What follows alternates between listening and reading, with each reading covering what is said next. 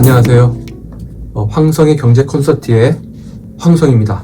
최근에 페드가 금리를 3번 정도 인하하겠다는 시그널을 준 이후에 시장이 많이 화랑새를 타고 있는데, 오늘 제가 말씀드릴 주제는 조금 더 무거운 주제로 말씀을 드리려고 하는데요. 바로 우리나라 경제 교육의 현실과 관련된 이야기를 오늘 좀 나눠볼까 합니다. 그래서 오늘 대체로 이야기 배경과 그다음에 두 건의 보도자료와 관련돼서 이야기를 좀 드릴까 하고요. 그 다음에 그 경제교육이 제대로 되지 않음으로써 발생했던 두 가지 대표적인 사례에 대해서 말씀을 좀 드리겠고, 이와 관련되는 시사점을 좀 말씀드리려고 합니다. 사실 우리의 삶을 풍요롭게 하는데 꼭 필요한 게 경제나 금융입니다. 그런데 실상 이 부분은 그렇게 정부나 국민들에게 큰 관심을 불러일으키지 못하고 있는 부분이기도 합니다. 그래서 오늘은 바로 이렇게 취약한 우리나라 경제 교육의 현실에 대해서 조금 말씀을 드릴까 합니다. 최근에 제가 본 두 편의 보도자료가 있었는데요. 별로 이 건은 그렇게 크게 주목을 받지는 못하고 있었지만 저에게는 상당히 의미 있게 다가온 보도자료였습니다. 하나는 한국은행이 발표한 2023년 OECD 인폐 금융 이해력 조사 결과라는 보도자료이고요. 또 하나는 기획재정부가 발표한 2023년 전 국민 경제 이해력 조사 결과라는 자료입니다. 여기서 OECD 인폐라고 하는 기관은요, 이 인폐라고 하는 것이 International Network on Financial Education의 약자인 것인데요. OECD 산하의 이 경제 교육 관련된 전담 기구입니다.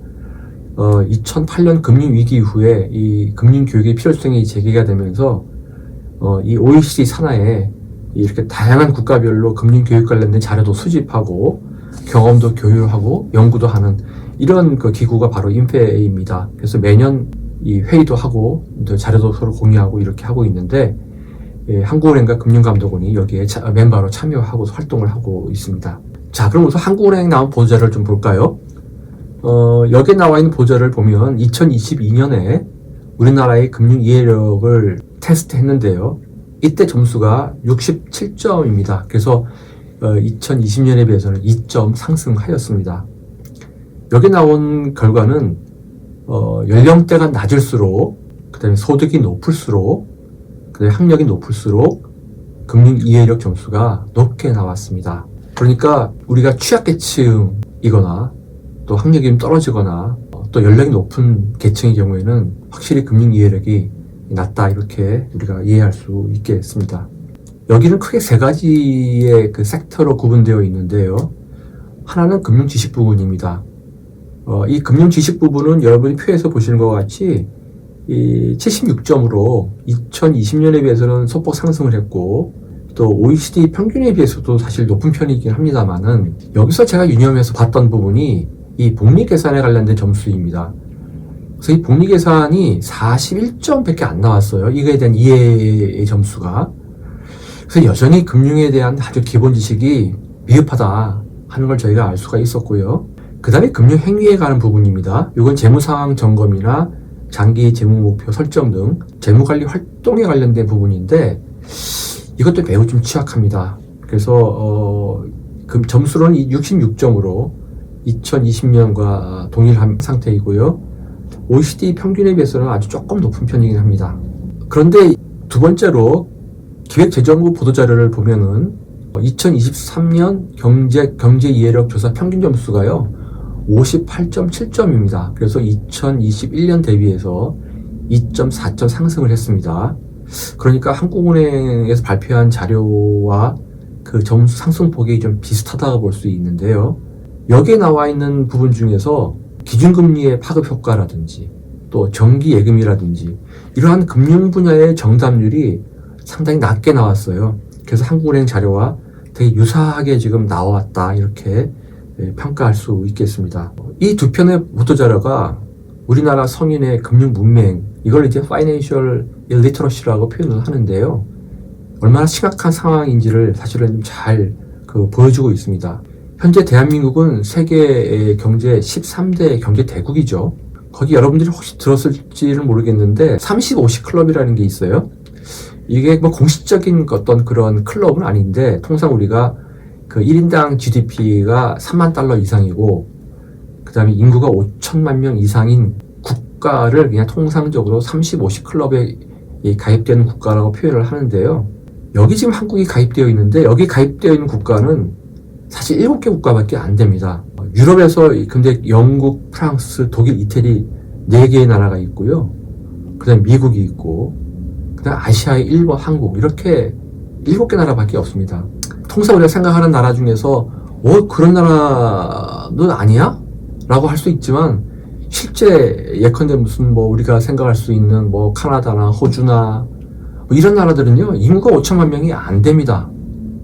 그리고 또 어떤 경우에는 의외로 3만 불이 안 되는 나라들도 굉장히 많고요. 그래서 사실 이렇게 30, 50 클럽에 가입되어 있다는 것 자체가 굉장히 정말 대단한 위치를 점하고 있다고 볼 수 있는 것인데, 그럼에도 불구하고 우리나라의 금융 문맹 상황은 사실 심각하다, 이렇게 말씀을 드릴 수 있겠습니다. 이렇게 금융 문맹이 초래한 두 가지 대표적인 사건이 있는데, 하나가 홍콩의 H지수가 연계한 ELS의 투자 실패 건이고요. 또 하나는 2011년에 발생했던 그 저축은행 부실 사건입니다. 그래서 오늘 두 가지 사건을 조금 말씀을 드릴까 하는데요. 우선 홍콩 H지수 연계 ELS는 제가 지난번에 좀 말씀을 드린 적이 있었지만은 현재 이게 논란의 중심에 되어 있습니다. 물론 여기에 보면 사실 불안전 판매 이슈가 되고 있는 것이죠. 그래서 현재 4월까지 가면은 한 5조 원 정도 손실이 지금 예상이 되고 있고요. 손실률은 50%가 좀 넘을 것으로 이렇게 예상이 됩니다. 그래서 지금 그 감독원에서는 ELS 배상안을 지금 마련해서 발표를 했는데, 그 ELS를 판매한 금융사의 20에서 40%의 기본 배상 비율을 지금 적용해서 발표를 했습니다. 사실 그럼에도 불구하고 이 논란의 중심에 있는 이 ELS 불안전 판매 문제도 사실 그 이면에는 금융 소유자의 금융 이해력이 부족해서 발생한 부분이라는 것을 사실을 부인하기 좀 어렵습니다. 왜냐하면 여러 가지 제도적 장치를 갖춰놓고 그 금융 상품을 선택할 수 하는 데 있어서의 위험 요인들을 많이 판단할 수 있었음에도 불구하고 사실은 그렇게 하지 못한 것은 결국은 금융 이해력이 많이 부족하기 때문이라고 저는 개인적으로 생각을 하고 있습니다. 안타까운 사실인 것이죠. 두 번째로는 2011년 저축은행의 후순위채 판매와 관련된 부분입니다. 2021년은 약간 경제 상황이 지금하고 조금 유사한 상황입니다. 그러니까 고금리 정책을 폈던 상황인데, 그때 그 저축은행이 그 부동산 대출을 지금처럼 PF 대출을 많이 해줬었는데, 금리가 올라가면서 부동산 시장이 침체기를 맞았죠. 그러면서 이 갖고 있는 PF 자산이 많이 부실화가 되었습니다. 이런 부분들에 문제가 생기니까 저축은행들이 적극적으로 자금을 조달을 할 필요가 생겼는데, 그래서 한 것이 개인들에게 후순위채를 많이 발행을 했습니다. 여러분, 후순위채에 대한 개념을 사실 정확히 이해를 해야만 이 사건의 본질을 좀 더 정확히 이해해 볼 수 있는데요. 후순위채라고 하는 것은 말 그대로 선순위채에 대비되는 개념입니다. 그러니까 선순위채는 변제 순위가 1순위입니다.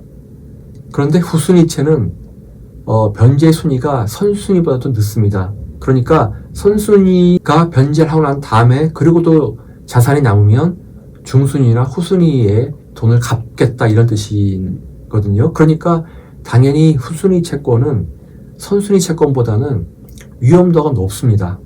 그러니까 우리가 하이 리스크 하이 리턴으로 예상하듯이 당연히 시험 위험이 큽니다. 그러니까 금리가 높아요. 그러니까 선순위채보다는 금리가 더 높은 상황입니다. 위험도는 더 크지만 이게 바로 후순위채의 특징인 것이거든요. 그런데 이때 이제 아까 말씀드린 대로 저축은행들이 자금을 조달할 필요가 있어서 개인의 후순위채를 발행했는데, 문제는 이 후순위채를 저축은행이 마치 정기 예금인 것처럼 통장을 교부하면서 판매를 했다는 것입니다. 그러니까 일반 사람들은 이거를 그냥 정기예금인데 높은 금리를 주는 상품이네라고 당시에 인지했을 가능성이 매우 높습니다. 더군다나 통장으로까지 교부를 했기 때문에 사람들이 이걸 정기예금이 아닌 이런 위험한 상품으로 인지하기는 좀 쉽지 않았을 거라고 생각이 듭니다. 당시에 정기예금이 한 5% 정도 했었거든요. 근데 이 후순위채는 금리가 한 8% 당시에 8% 정도의 금리를 제공을 했습니다. 그러니까 일반 개인들은 8%의 금리를 주는 정기예금이야? 너무 괜찮네. 이제 이렇게 생각을 해가지고 거액의 이제 예금 뭐 5천만 원 이상, 지금 현재 예금 보호가 되고 있는 금액이 현재 5천만 원, 1인당 5천만 원이잖아요. 5천만 원 이상의 거액의 자금을 이 후순위채를 사는데 투자했던 것이죠. 당연히 이분들은 이거를 정기예금으로 생각을 했었던 것입니다. 그런데 이 후순위채는요, 예금 보호 대상이 아닙니다. 그러니까 저축은행이 파산을 해서 변제를 하는데, 만약에 이 후순위채까지도 변제할 수 없다면 이건 그냥 끝나버리는 것입니다. 정부가 나서가지고 예금 보호를 해주지 못합니다, 제도적으로. 그런데 저축은행이 이제 파산을 했기 때문에 후순위채에 대한 변제가 이게 제대로 이루어지지 못한 것이죠. 왜? 예금도 갚고 그 다음에 선순위채를 갚고 나면, 그러고 또 돈이 남으면 후순위채를 갚아야 되는데 뭐 이미 부실이 됐기 때문에 그 후순위채를 갚을 돈이 없었던 것이죠. 그러다 보니까 이 후순위채에 투자한 사람들은 돈을 한 푼도 건지지 못한 사례가 너무 많았어요, 당시에. 근데 이 사람들은 대부분 다 시장 상인들이었거나 아니면 소득이 낮은 그런 근로자들이 돈을 열심히 모아서 투자한 사람들이 사실 굉장히 많습니다. 그러니까 만약에 이 투자하신 분들이 이 정기예금과 후순위채를 정확히 구분을 했다면 과연 그렇게 무리하게 투자를 했을까? 라는 생각을 제가 가질 수밖에 없는 것이고, 만약 그랬다 그러면 그 피해는 진짜 그 당시에 나왔던 거에 비춰보면 훨씬 작았을 가능성도 큰데, 아쉽게도 상당히 많은 피해를 보았다, 이렇게 말씀을 드리겠습니다. 여러분들이 잘 아시는 앨런 그린스팬이라고 미국의 장기 호황을 이끈 미 연준 의장이죠. 이분이 이렇게 말씀하셨어요. 문맹은 생활을 불편하게 하지만 금융 문맹은 생존을 불가능하게 만들기 때문에 문맹보다 더 무섭다, 이렇게 이야기를 했고요. 그 다음 앨런 그린스팬의 후임자였던 벤 버냉키, 여러분들 이 벤 버냉키라는 분은 금융공황과 관련된 전문가인 걸 잘 아시죠? 그래서 금융위기가 생기면서 이 금융위기 타개를 위해서 앨런 그린스팬 후임자로 이제 버냉키가 왔는데, 이분이 그렇게 얘기했어요. 금융 문맹이 금융위기를 촉발한 것은 아니지만은 금융위기를 심화시킨 것은 사실이다, 이렇게 이야기를 했습니다. 그래서 이 두 분의 말씀은 곧 뭐냐면 금융교육의 중요성을 강조하고 있는 것입니다. 우리가 이 현실의 생활에서 금융 문맹은 생존을 불가능하게 하는 것이고 위기를 심화시켰기 때문에 이런 부분들을 우리가 통제하거나 억제하려면 국민 모두가 금융 교육을 잘 우리가 받아야 된다 하는 것을 강조하고 있다고 말씀을 드리겠습니다. 네, 그래서 이런 문제들을 우리가 어떻게 해결할 것이냐 하는 문제가 있는데, 사실 이 답은 너무 뻔한 얘기이긴 합니다. 우리가 장기적인 계획을 가지고 경제금융 교육을 강화해 나가야 되는데, 우선 학교 안 현장의 내용을 조금 보도록 할게요. 2019년 기준으로 전국 고교 중에서 그 학생들의 선택 과목이 시작되는 2학년에 경제를 개설한 학교가 불과 27%에 불과합니다. 그다음 여기서 제가 좀 더 충격적인 것을 받아들였는데, 2024년 수능에서요, 경제 과목을 선택하는 비율이 지금 1.1%밖에 안 됩니다. 2014년도에 그나마 2.2%로 선방을 했는데 불과 한 10년 사이에 이렇게 추락을 했습니다. 과연 이래서 경제 문맹을 해소할 수 있을지 의문입니다. 여러분, 유태인들이 금융과 관련된 지위에서 상당히 올라와 있다는 걸 많이 알고 계시잖아요. 유태인들이 남자아이 13살, 여자아이 12살에 성년식을 치릅니다. 이때 가족 친척들이 이제 이렇게 모여가지고 축하를 해주는데, 이때 축하금으로 평균 한 2만, 3만 달러 정도를 이렇게 모아서 줍니다. 그럼 이렇게 모아진 그 축하금을 이제 10년 이상 금융상품에 투자해서 이제 운영을 하는데, 아이 입장에서는 이걸 직접 확인해 봄으로써 이 금융상품도 이해를 하고요. 그다음에 장기 투자 마인드도 갖게 되고, 또 이렇게 해서 불어난 돈은 나중에 성인이 돼가지고 대학을 갈 때 자기가 학자금, 등록금을 쓸 수도 있고요. 또 필요하면 창업자금으로도 활용하는 등 어릴 때부터 금융에 대한 교육을 시키고 있습니다. 유대인들은 이렇게 어릴 때부터 금융교육을 받은 덕분에 아마 세계 그 금융의 최강자의 지위에 오르지 않았을까 이런 생각을 해봅니다. 그래서 지금이라도 정말 수능에서 꼭 경제 과목을 필수로 지정을 해서 학생들이 어릴 때부터 경제금융 교육을 받도록 꼭 해야 될 거라고 생각을 하고 있습니다. 방금은 학교 안에서의 현장의 문제였는데 그럼 학교 밖은 또 어떨까요? 학교 밖의 현실도 참 참담하게는 마찬가지입니다. 많은 젊은 친구들이 우리 수능에서 경제를 선택하는 비율도 아까 말씀드린 1.1%밖에 안 되는 거고, 그 다음에 대학에서도 경제나 경영 관련 공부를 하지 않았다면은 이 친구들이 그냥 경제 문맹인 상태로 그냥 사회에 사실 나오게 되는 거거든요. 아까 제가 말씀드린 기획재정부가 발표한 자료, 거기에 보면은 최근 3년 이내에 학교 밖에서 경제 교육을 받은 경험이 있는지를 물어보는 질문에요. 불과 4%만이 교육을 받은 적이 있다고 대답을 했어요. 그런데 학교 밖 경제 교육의 필요성에 대해서는 필요하다고 답한 의견이 82%로 압도적입니다. 자, 그러니까 이제 정부가 장기 계획을 가지고 진짜 국민들을 대상으로요, 전 생애에 걸쳐가지고 체계적인 경제금융 교육을 정말 시행을 할 때라고 생각을 합니다. 지금 학교 밖에서 이제 공적으로 경제금융 교육을 진행하는 곳이 세 군데가 있습니다. 한국은행, 금융감독원, KDI. 제가 봤을 때 이런 기관들은 앞으로 경제교육 역할을 조금 더 강화해야 될 것 같고요. 또 이들 기관 간에 유기적인 협력관계도 증진할 필요가 있습니다. 사실 이 기관들은 각자 갖고 있는 노하우나 영역들이 경제를 거의 다 커버할 수 있는 부분들로 이루어져 있거든요. 그래서 조금 더 체계적인 그런 교육이 필요하다, 이렇게 제가 말씀을 드리겠습니다.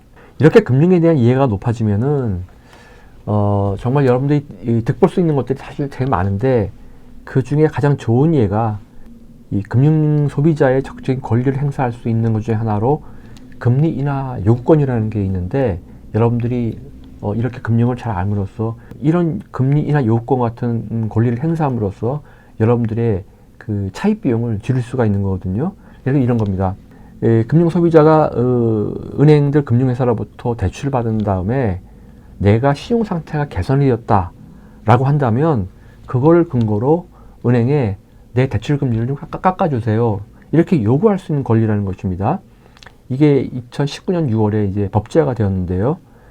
예를 들어 여러분들이 뭐 승진을 했다든지 또는 취업을 했다든지 또는 재산이 늘었다든지, 또 법인의 경우에는 재무 상태가 개선되거나 또 신용평가 등급이 올랐다든지, 이렇게 함으로써 신용 상태가 좋아지면 이 권리를 행사할 수 있습니다. 금융회사는 이렇게 요구를 받은 신청 접수일로부터 10영업일 이내에 이걸 수용할 것인지 여부를 판단해서 신청자에게 안내를 해주는데, 제가 어느 감독원 데이터를 보니까 대체로 이걸 수용률이 한 30%는 되는 것 같아요. 그러니까 사실 10건이면 3건 이상은 수용해준다는 뜻이기 때문에 이러한 그 자기 재무적인 상황이 좋아지면 반드시 이 자신의 권리를 행사해서 그 비용을 낮추는 그런 노력들을 꼭 해야 된다고 생각을 합니다.